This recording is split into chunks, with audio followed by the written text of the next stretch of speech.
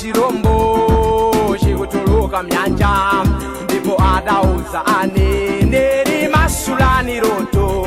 Adalephera aneneri adauza mfumu kuti mneneri Danieli adzamasula.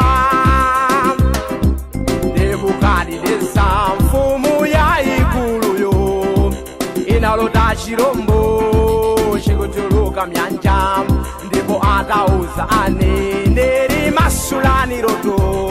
Adalephera aneneri adauza mfumu kuti mneneri Danieli adzamasula. Danieli pomasula loto chirombo cha nyanga khumi cho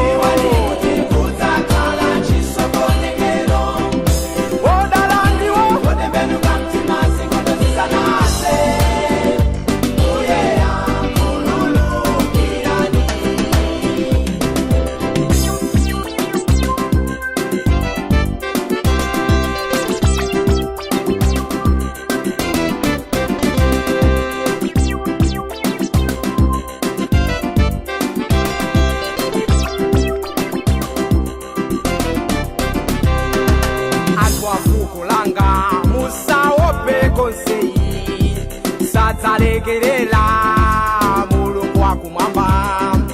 Limbikani mtima omwe muli akhristu, chifukwa mitundu yaukirana ndithu. Mtendere padziko ayiwatha. Anthu a fuko langa musaope konseyi, sadzalekerera mulungu wakumwamba.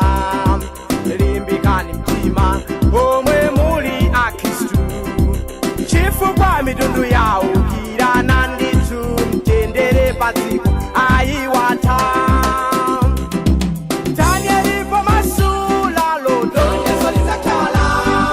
chirombo cha nyanga khumi cho odala okhawo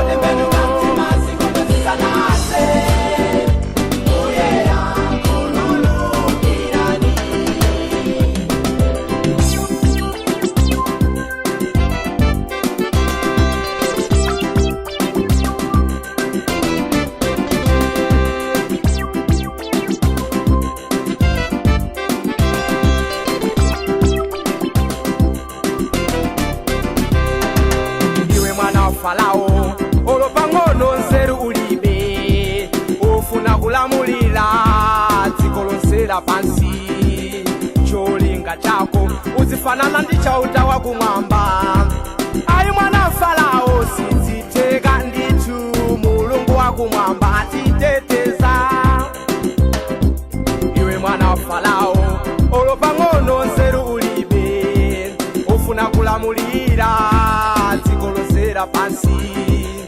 Cholinga chako uzifanana ndi chauta wakumwamba.